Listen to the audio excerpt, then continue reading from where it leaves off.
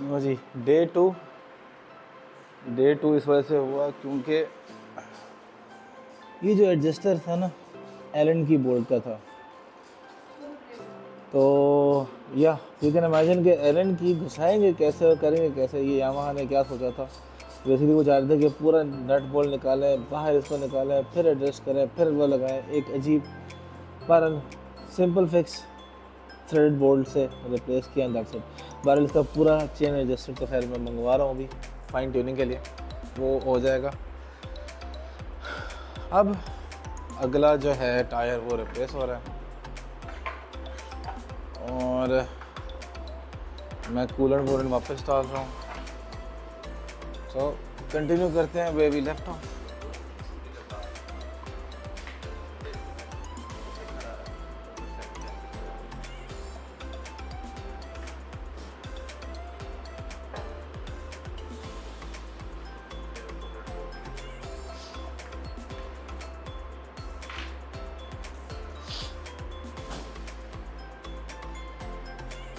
Side की fairing में, इस साइड की फेयरिंग में लगा लेता हूँ, इधर तो कूलेंट नहीं डालना, कूलेंट तो उस साइड से डालना, तो इसका मैं लगा लेता हूँ। मैं आप वहाँ काम कर रहे हैं ना, तो इसलिए मैं नहीं, वो कह रहा कि आप अपना रिलैक्स होकर कर लें, बाद में कूलेंट डाल लूँगा। और मैं नीचे कुछ रखना चाह रहा हूँ कि वो कूलेंट डालते हुए कल की तरह ना हो, कभी वो सफाई हुई है तो फिर वो गंदा हो जाए।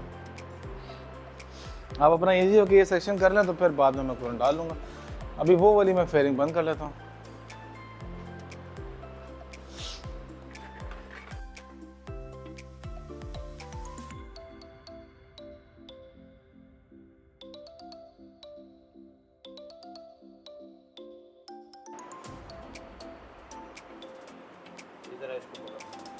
मैं पकड़ूं नीचे को? अच्छा समझ गया।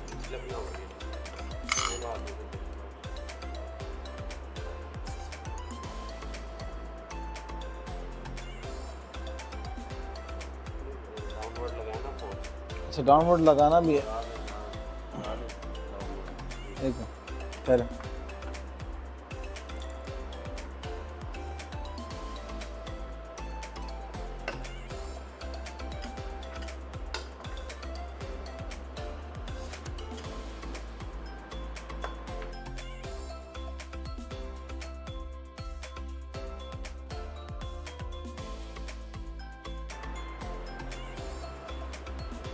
अब बैटरी डालें ताकि स्टार्ट भी करके देखें।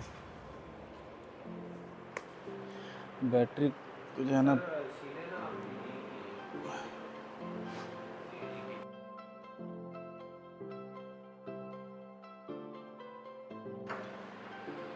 ओके, अब पहला इग्निशन और पहला start after the starter motor service और थ्रॉटल बॉडी सर्विस। एक स्टार्ट मार के देखें, पहले तो देखें सब चीज़ें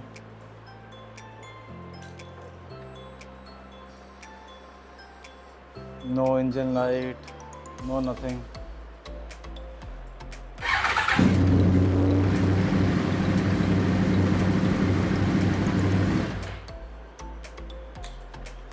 दूसरा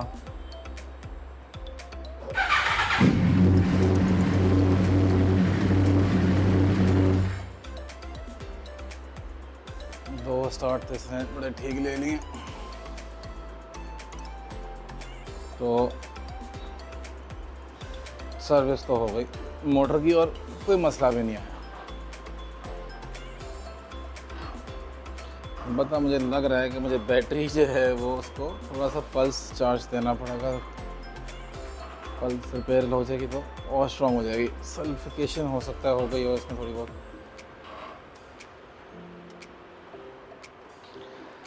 चलो अभी मैं ज़्यादा नहीं इसको वो कर रहा, पहले मैं इसका कूलेंट, हाँ कूलेंट थोड़ा सा यहाँ से पूरा करूँगा, फिर स्टार्ट करके छोड़नी होगी। ये कूलेंट कूलेंट कूलेंट, ये रहा कूलेंट। तो ये वाला कूलेंट मैंने डाला है इसके अंदर, जो कि अभी तक इसके मैं रिज़ल्ट से बहुत खुश हूँ। नाम तो इसका है ओसाका जापानीज। तो बाकी अब एक्चुअली कहाँ का है पता नहीं, पाकिस्तानी है कोई या चाइनीज़ है, I don't know, but so far I am happy with it. कोई सच इतना मुझे इशू नहीं आया,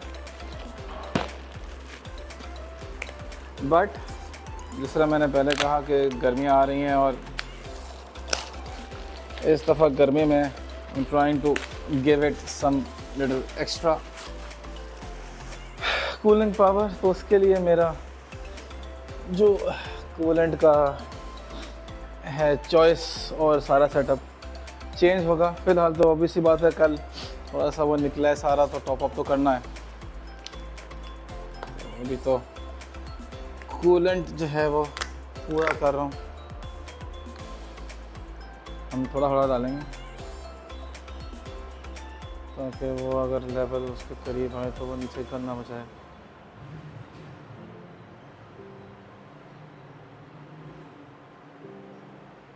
ओके, अब ये दिखा रहा है कि इसका लेवल पूरा हो गया।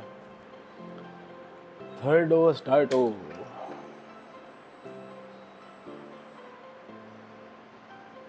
ज़्यादा नहीं बत्तियाँ लगा दी तुम पे मैंने।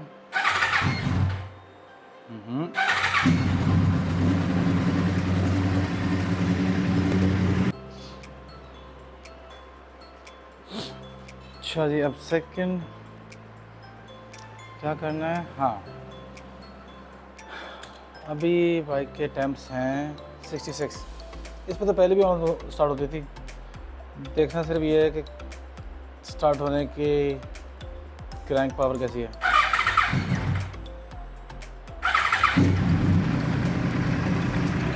अब इसको हमने ओवरहीट होने देना है।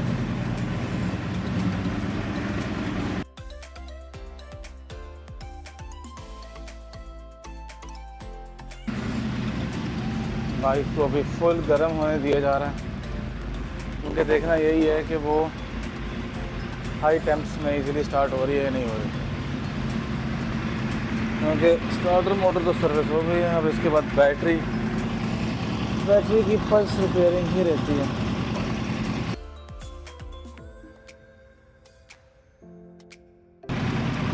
नाइन्टी पे तो पहुँच गया।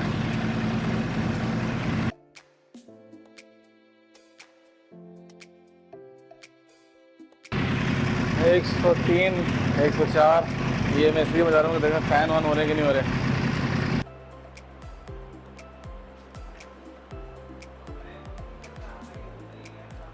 बढ़ रहा है अभी, टेम्परेचर बढ़ रहा है, बढ़ने।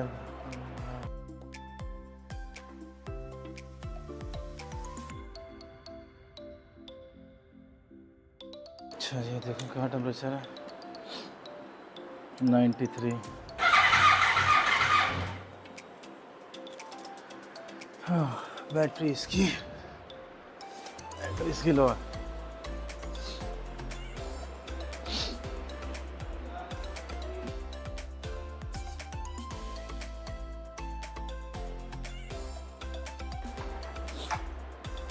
अच्छा ये देखें ज़रा, आपके जहन में इस जो मेरी जहन काम कर रहा है वो सही है या गलत है। इस वक्त टेम्प्स हाई है, ठीक है, इसका क्रैंक थोड़ा स्लो है, ठीक है। अभी कल वो स्टार्टर मोटर साफ़ तो कर दी। अब दूसरा जो फिर मेरे जहन में अब रहता है ना, वो ये रहता है कि इसकी बैटरी जो है ना, वो अपनी जो पावर है ना, परफॉर्मेंस वो लूज़ कर गई है। वो गर्म होने पे, यानी कि जब ये गर्म हो रही है तो उसके वो क्रैंक नहीं उठा पा रही है। क्योंकि बैटरी के साथ इस तरह हुआ था कि एक दफ़ा जो है इस तरह हुआ था कि बैटरी अच्छी खासी ड्रेन हो गई थी कि ठंडे का लोड भी नहीं उठा पा रही थी। मतलब महीने से ज़्यादा हो गया था, बंद पड़ी रही है, खड़ी रही है, और इक्विपमेंट अच्छा खासा लगा हुआ है इसके अंदर, प्लस इमोबिलाइज़र भी है इसके अंदर, तो बैटरी ड्रेन हुई है। उसके बाद से ये शुरू हुआ है। तो मेरे जहन में दो चीज़ें थी, एक स्टार्टर मोटर की थी कि यार कार्बन बिल्टअप हो गया होगा, और दूसरा था कि यार वो बैटरी का है। तो स्टार्टर मोटर तो कल हमने साफ़ कर दी, तो बाकी बचा फिर ये बैटरी। तो आपका क्या ख्याल है, बैटरी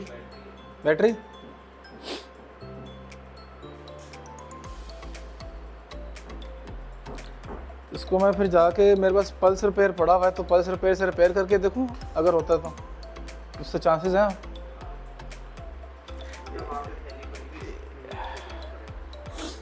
एक फुल साइकिल काफ़ी है या 2-3 बहुत है?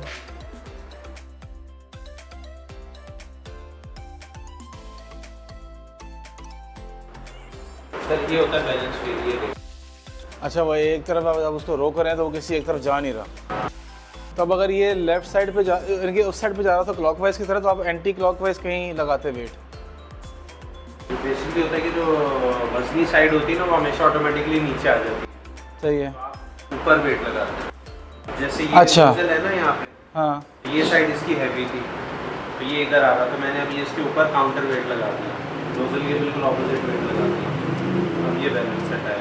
इसको जहाँ रोक रहे हो ये वहीं रुक रहा है हर पोजीशन में। तो वैसे nozzle is a good starting point, इसका मतलब है? नहीं, नॉट नेसेसरी। अच्छा आपके स्टाइल के केस में ऐसा था, अच्छा। वरना जरूरी नहीं। तो फिर आप अपनी कोई मार्किंग डाल के तो उसको रेफरेंस पॉइंट बना लें। टायर को लगा के छोड़ेंगे ऑटोमेटिकली, वो जो भारी साइड है वो नीचे आ जाएगी। टायर लगाते ही भारी साइड नीचे आ जाती है।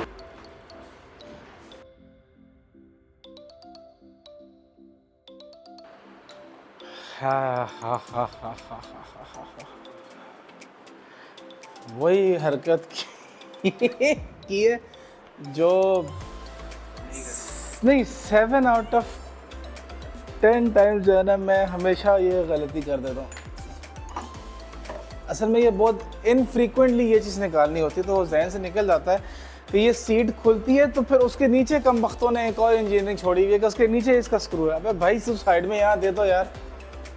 अब मैंने सीट बंद कर दी है तो अब ये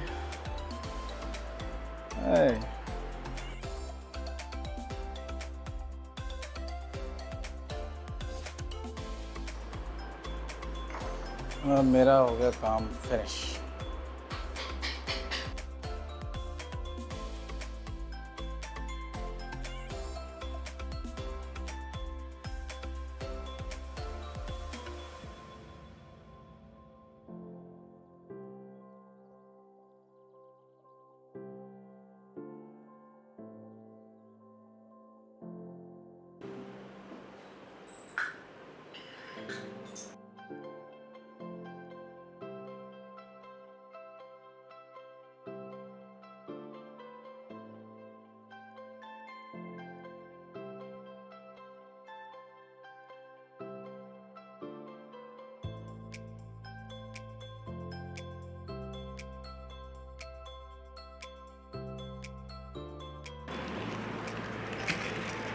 फीडबैक भी लेना आपसे, मज़ा आया कि नहीं आया, क्वालिटी हुई कि नहीं हुई?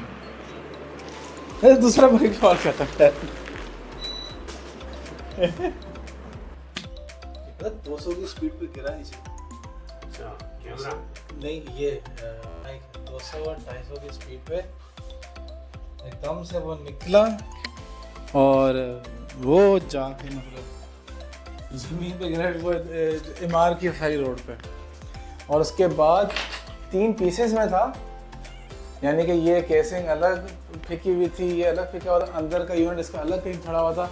मैं वापस सिर्फ पैदल गया हूँ और ट्रेल करके मैंने ढूंढा है। पहले एक मिला, फिर आगे और गया, फिर दूसरा मिला, फिर मिला। मैंने कहा यार ये तो चूर चूर हुआ है, कैसे चलेगा। मैंने कहा चलो व्हाई नॉट, क्या पता। मैंने वापस इसकी केसिंग में ऐसा करके बैठाया, ऊपर रख के यूँ पंच किया, टक बंद हो गया। मैंने कहा चल रहा है, वो चल रहा है। मैंने कहा वाह यार। तो अवैस भाई, 2 दिन की मेहनत मुशक्क़त के बाद आपके क्या कमेंट्स है? कितना सर खाया मैंने आपका हस्बे मामूल? नहीं, अल्हम्दुलिल्लाह हो गई कंप्लीट। स्ट्रेट फॉरवर्ड जॉब होती है टायरों की। बेसिकली टायर उतरते हैं, रिप्लेस होते हैं, व्हील निकलते हैं, टायर रिप्लेस होते हैं, बैलेंसिंग होती है। बैलेंसिंग में यूजुअली टाइम ज़्यादा लगता है, इसमें पीछे में टाइम ज़्यादा लगा था बैलेंसिंग में। अगला फेयरली क्विकली हो गया था। हाँ। वो थोड़ा सा एक होता है। अगला टायर उतर भी आराम से गया था, बोल्ट भी कोई सच कोई वो नहीं थे किसी ने, क्योंकि खोले नहीं हुए थे आज तक, तो इसलिए वो अपनी ओरिजिनल वो आराम से खुल गया, आराम से बंद हो गया। पीछे जो है ना वो थोड़ा सा वो एक तो अब जो स्विंग आर्म है वो टाइट है, व्हील भी ज़रा मुश्किल से उतरता चढ़ता है। एक्सेल भी उसका थोड़ा सा है, और वो एडजस्टरों के मुझे ये यामाहा ने जो अपनी हरकत दिखाई, OEM एक हरकत है, वो बहरहाल वो रिप्लेस की हैं। अब जाहिर है वो मेक शिफ्ट ही एक वो है। अब या तो प्रॉपर अगर आप मंगवा लेते हैं एडजस्टर तो फिर तो ज़रा ज़िंदगी आसान हो जाएगी। बहरहाल चेन इसकी है रिप्लेसमेंट में, क्योंकि मैंने काफ़ी उसको पीछे तक टाइट किया, बट अभी भी उसमें स्लैग टकरा नहीं रही, इतनी है कि वो चल जाएगी चेन। बट ये चेन इसकी तो 530 है ना, 530। हाँ बस ये मैं इसकी चेन तो मैं मंगवा लेता हूँ ना, वो तो हमने कल ही डिसाइड कर लिया था कि अगर चेन ऐसी नहीं है तो मंगवा लेते हैं। तो चेन डलेगी, इसके फ्रंट फोक की सीलें हैं वो रिप्लेस कर ले, ऑयल रिप्लेस कर। इसकी चेन चल गई है और 1.5 साल, बस हो गई पूरी। 1.5 साल, ये यही होती हैं, 1.5-2 साल इनकी लाइफ होती है, इतनी ज़्यादा तो होती भी नहीं है वो जितना वो मिट्टी गर्द गुबार। अगर ओरिजिनल आप अच्छी वाली चेन डालें वो ज़्यादा टाइम निकाल जाती है, वो 15-20 हज़ार किलोमीटर निकालती है आराम से। हाँ तो ये जब मैंने डलवाई थी पहले तो 9,000 किलोमीटर पे थी। हाँ ठीक है, तो अभी जो है वो है 17,500 किलोमीटर। अच्छा, तो देखा जाए तो ऑलमोस्ट 8-9 हज़ार किलोमीटर तो ये भी चल गई है ना, ये बिल्कुल सही चली, और अभी भी 300-400 किलोमीटर तो चली जाएगी। नहीं चलेगी नहीं चलेगी, अच्छा कोई नहीं चलेगी।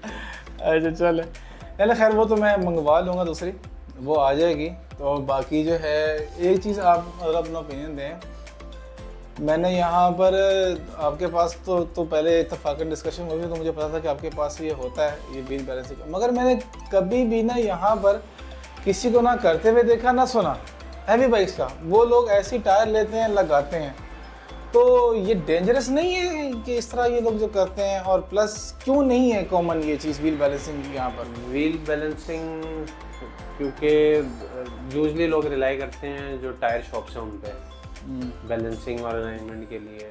वो अगर आप गाड़ियों की भी वर्कशॉप देखें ना, वर्कशॉप वालों का इंटरनली सेटअप शायद कोई बहुत बड़ी वर्कशॉप हो जिसका इंटरनल सेटअप हो, वरना यूजली टायर शॉप से रिलाई करते हैं। टायर शॉप वालों के पास बाइक के इतने वो आते ही नहीं कस्टमर ना, अच्छा बल्कि इतने क्या प्रॉब्ली कभी कोई गया ही नहीं होगा, कभी किसी ने अप्रोच ही नहीं किया, हाँ। तो वो लिहाजा ना उनके पास कोई रिक्वायरमेंट आई है तो ज़ाहिर है वो कमर्शियल सेंस ही नहीं बनती। तो ये तो मैंने तो अपने शॉप से मंगवा के। हाँ मैं भी बड़ा रिलीफ हुआ था और बड़ा हैरान हुआ था जब आपने बोला था कि हाँ पड़ा। इत्तेफाकन मुझे याद है लास्ट टाइम जब मैं आया था तो जब मेरी नज़र पड़ी थी तो उसी वक्त ही मैं चौंक गया था कि यार ये तो वो लग रहा है। अच्छा ये मुझे इसलिए पहचान थी कि उससे एक हफ्ता पहले मैं ऑनलाइन ये ढूंढ रहा था कि यार कराची में कोई बैलेंसिंग वाला मिले, वो मिले, कहीं भी नहीं मिला ना, कोई फॉरम्स पे ऐसी कोई रिपोर्ट नहीं थी, ना बाइकर से ग्रुप में किसी ने बताया। अच्छा इत्तेफाकन लाहौर में भी किसी ने बताया ऐसी कोई चीज़, इस्लामाबाद वाले ने भी यही बोला नहीं। मैं बड़ा परेशान हुआ कि यार हम लोग क्या बिल्कुल ही अल्लाह वास्ते चल रहे हैं। तो मैंने कहा चलो यार एट द वेरी लीस्ट मैं अपने लिए ऑनलाइन ये जो व्हील बैलेंसिंग है मैनुअल वाला ये ऑर्डर करता हूँ। तो ये मेरी आंखों में था, जब मैंने देखा मैं तो परेशान यार यहाँ है। फिर आपसे पूछा, आपने बताया कि हाँ मैंने तो है करता हूँ, तो मुझे पता था इसलिए मैं आपको सीधा आ गया। But I was really shocked कि यार ये जिस मर्जी से मैंने बात की, इवन दो कि हमारी उर्दू बाजार बड़ी टायरों की मार्केट है, नहीं वहाँ पे भी नहीं करता, कहीं पर भी कोई भी नहीं करता, हालांकि इतनी बड़ी मार्केट। मैं घूम चुका हूँ खालिद बिन वलीद पे, इतने वो टायर वाले शॉप्स हैं, वहाँ पे मैंने पता किया, ये उर्दू बाजार में कहीं पे भी नहीं है। अच्छा थोड़ा सा आप बताएं कि आपके लास्ट से, क्योंकि लोग चला तो रहे हैं ऐसे ही, ठीक है, कुछ गिर भी रहे हैं, कुछ बिल्कुल मज़े में भी हैं, और आपके अपने पर्सनल और प्रोफेशनल ओपिनियन से कितना ज़रूरी है कि यार जब भी आप टायर डलवाओ ना तो व्हील बैलेंसिंग बाइक की लाजमी कराओ? और कितने हॉर्स पावर या सीसी की बाइक तक के लिए ठीक है, आप नहीं भी करा तो काम चल जाएगा, फॉर एग्जाम्पल 70, 125 तो हम नहीं कराते लोग, चल जाएगा, मगर कहाँ के बाद लाजमी है कि यार आपको लाजमी करना चाहिए? आपका एलॉय व्हील है, ट्यूबलेस टायर है, तो बेहतर है कि आप, बेहतर नहीं ज़रूरी है कि आप करवाएं। यानी आप समझ लें 250 की कैटेगरी जो है ना, 250 से अपवर्ड जितनी भी, इवन बल्कि हमारे पास जो 150 180 थी वो भी सारे व्हील बैलेंस्ड होते हैं। और बैलेंसिंग से एक तो देखें आपके टायर की लाइफ मैक्सिमाइज होती है, सेकेंडली आपकी जो राइड है, जो हैंडलिंग है, जो मनूवरेबिलिटी है, वो हर चीज़ इम्प्रूव होती है आपकी।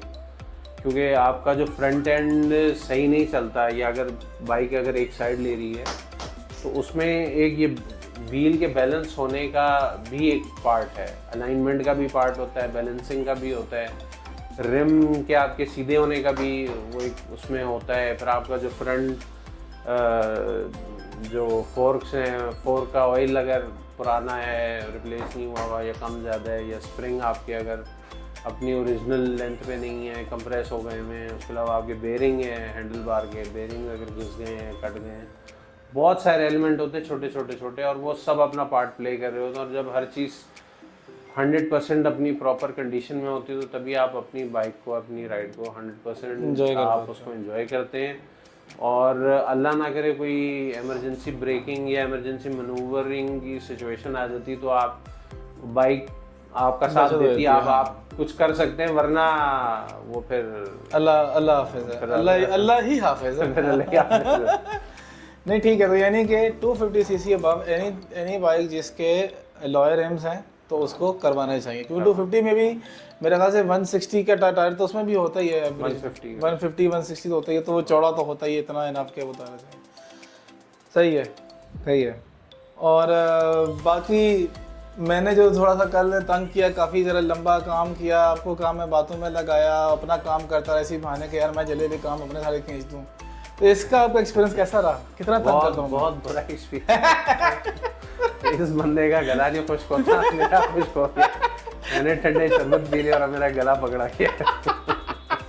और मुझे देखो कुछ नहीं, आज फिर बातें कर रहा हूँ। ये भाई ये क्या है, इस पे जो कहानी इसने सुनाई है जी, मैं गया और पैदल गया और फिर अल्लाह मैं तो सड़क पर नहीं पड़ा हुआ होता, लेटा हुआ होता कि यार बस खैर it was a वाकई a good experience। मेरा इरादा नहीं था कि कल मैं ये सारे काम करूँगा, मेरा यही था कि यार आऊँगा, आपको टायर के लिए दूंगा और मैं चला जाऊँगा। बट कल इत्तफाकन ना मेरा कोई ऐसा कोई काम नहीं था, मैं बिल्कुल फ्री था, तो मैंने कहा चलो यार इसमें भी 1.5-2 घंटा लगना ही है, तो माइट एज वेल चलो मैं इसकी थ्रोटल बॉडी क्लीन कर लेता हूँ। और बाकी 1.5-2 घंटे लगे नहीं, लगे नहीं, हाँ लगते नहीं। हाँ ये बातें ही होती हैं 1.5-2 घंटे वाली, एस्टिमेट होता है। अच्छा मैं एक्चुअली मेरे इसके भी सहमत था, क्योंकि लास्ट टाइम जब मैंने इसकी जब नई स्टार्टर मोटर रिप्लेस की थी, जब डाली थी ना, तो उस वक्त मैंने यूट्यूब पे वीडियो भी डाली है, वो एक्चुअली वो मुझे 50 मिनट्स लगे थे, इंक्लूडिंग फेयरिंग खोलना, पुरानी निकालना, नहीं डालना। Replacement is much easier.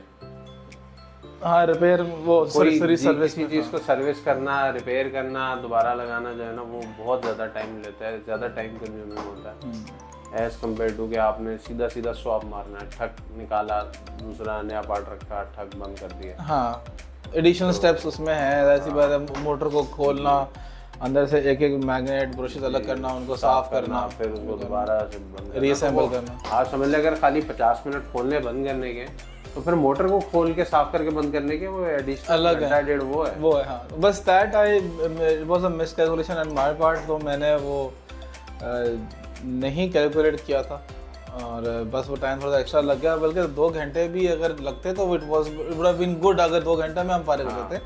But वो बाकी सारी चीज़ें भी आई, सब कुछ हुआ, तो वो 2 घंटे से ऊपर हो गया। क्या हम लोग वैसे कल फारिग हो जाते अगर ये चेन एडजस्टर वाला, अगर ये एडजस्टर वाला मसला ना होता, वो एलन की वाले बोल्ट का, बल्कि मैं हम सब बाकी को दिखाते हैं ना, इधर पड़ा हुआ था और कि एक्चुअली था ये, हाँ इस तरह। तो ये बेसिकली आगे एक नॉर्मल बोल्ट था और ये आपके जो स्विंग आर्म है उसके अंदर घुसा हुआ था, और इसको आप इसको लूज करते हो और टाइट करते हो तो उसके एडजस्टमेंट के लिए। तो अनफॉर्चुनेटली पीछे जो एक्सेल का बोल्ट है वो यहाँ इस तरह था, ऐसे है। तो आई मीन पता नहीं यामाहा को समझ नहीं आई या सोच नहीं आई, या इंजीनियर ने कहा कि यार हमारी बला से हमें क्या परवाह है, तो वो उन्होंने ये भूल गए कि यार एलन की कहाँ घुसाओगे, किस तरह। तो ये एक मसला हो गया, तो हमने ये दोबारा खोला, एक्सेल रॉड बाहर निकाली, फिर ये बाहर निकाला, एक कितने mm का थ्रेड डाला अंदर, थ्रेड बोल्ट डाला, ये था 8 मिलीमीटर का थ्रेड बोल्ट अंदर से स्क्रू इन किया वापस, और सेम उसी तरह का। तो अभी वो फिलहाल मैंने जुगाड़ कह लिया, बल्कि जुगाड़ भी नहीं, एक फिक्स है इसका, सस्ता फिक्स है कि आप जो है वो बोल्ट वैसे का वैसे ही है, और इसको आपने अंदर थ्रेड किया, तो इसका मेन काम ये है कि जिसको लॉक रखना इस पोजीशन पे। तो ये काम हो गया। बहरहाल ये Yamaha, I don't know why, but Yamaha तो कुछ ना कुछ सोचा ही होगा। इसका वैसे अभी तो ये फिक्स तो चले गुड है, मगर हमने जो है वो इसका यही है कि वो जो फाइन ट्यूनिंग वाला जो है वो एडजस्टर डालेंगे तो हाँ, बहुत वो अच्छा हो आसान जाएगा। बल्कि मैं तो बोलता हूँ वो मंगवा लें तो चेन और वो सारा काम एक साथ ही कर लेते हैं। हाँ इस तरह कर लेते हैं। वो 15 दिन में वो भी आ जाएगा, ईद भी तब तक वो हो जाएगी। हाँ आज मैं ऑर्डर कर लेता हूँ। तो बल्कि मैंने वो जो शॉर्टी एग्जॉस्ट और साइड सिंगल साइड जो मिड पाइप कन्वर्जन किट है वो भी मंगवाई हुई है। वो मैंने काफ़ी इनफैक्ट मैंने हाइड्रोलिक क्लच किट भी मंगवाई हुई है, ठीक है। वो from chain to sorry cable to, मैं चाह रहा हूँ हाइड्रोलिक मुझे इसको नहीं, इस ये तो नहीं होगी, वो जो दूसरी नहीं पावर सुल्तान मेरी, अच्छा उसको जो है वो उसकी मैंने कन्वर्जन किट मंगा ली है। वो यूनिवर्सल है टिल 450 सीसी और वो काफ़ी भारी भरकम क्वालिटी वाली है। तो वो सारे काम एक साथ ही करने हैं, तो वो तब जो वाले होंगे ना तभी लेऊंगा। फिर आपको ब्रेक, बल्कि मैं ब्रेक वाले भी लेऊंगा। मैंने अच्छा इसके मशवरा दें, इसकी रबड़ के पाइप हैं जो ब्रेक लाइन है, ठीक है। नॉर्मली कहते हैं जी ब्रेक लाइंस जो हैं वो फैक्ट्री से तो रबड़ के ही मिलते हैं, बट कहते हैं अगर आपने इनकी ड्यूरेबिलिटी बढ़ानी है और कंसिस्टेंट प्रेशर रखना है तो आप स्टेनलेस स्टील के ब्रेडेड जो लाइंस हैं वो ले लें। जरूरत नहीं है, आपको जरूरत नहीं है, ज़रूरत नहीं है। अनलेस आप ट्रैक पे रेस कर रहे हैं और आपका टेम्परेचर बहुत हाई जा रहा है over the years rubber degrade भी तो हो जाता है, तो इसका होता है वो भी रिप्लेस, अगर बहुत पुरानी होगी स्वेल होगी लाइन आप रिप्लेस कर लें। लेकिन अगर रिप्लेस कर रहे हैं स्टील रेडियल डालना चाहते हैं डाल सकते हैं। बहरहाल आपको benefit नहीं है। डिफरेंस फील भी नहीं होगा, आपका जितना यूजेज है ना, आप rubber versus steel braided line डाल भी लेंगे आपको डिफरेंस नहीं फील होगा, आपकी ज़िंदगी पे कोई फ़र्क नहीं पड़ेगा। अच्छा दूसरा, इसके अंदर अभी डॉट 4 डालता है ना, हाँ जी, ठीक है, ऑयल जो ब्रेक फ्लूइड ऑयल, ठीक है। अच्छा अब आपको पता है अब हर कंपनी जो है डॉट 5.1 जो है वो भी वो लॉन्च कर चुकी हैं जितने भी ऑयल वाली हैं, और हम रेकमेंड यही करते हैं कि इसको यूज़ करना चाहिए। अच्छा अब इसके बाद फिर एक इनका हर कंपनी अपनी अपनी जो कह लें कि हाई परफॉर्मेंस या रेसिंग ग्रेड के ब्रेक फ्लूइड्स भी डालती हैं, जिस वो डालने का फ़ायदा है कि नहीं?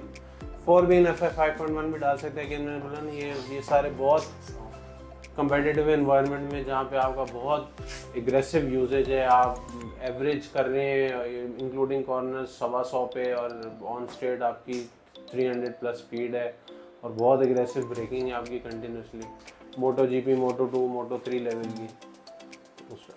until unless you're on track you don't need these things।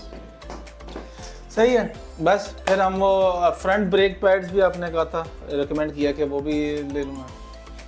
Pad break अगर सही चल रही है तो ठीक ब्रेक तो ठीक है, मतलब वो बिल्कुल सॉफ्ट है, हल्की सी मूवमेंट में गए भी नहीं वो पैड सही है, हल्की सी मूवमेंट में फुल ब्रेक दे रही है, कोई वो कमी नहीं है। तो बस ठीक है। तो ईद के बाद रियर का वो जो एडजस्टर और चेन फोक्स आप कह रहे हैं कि एक वाला आपको साइंस नजर आए हैं फ्लूइड के, ठीक है थोड़ा सा, हाँ चलो ठीक है। फोक एडजस्टर ये ठीक है, okay. Thank you so much Awais भाई मुझे झेलने का थैंक यू और काम करने का, ठीक है। इंशाल्लाह मौका होती है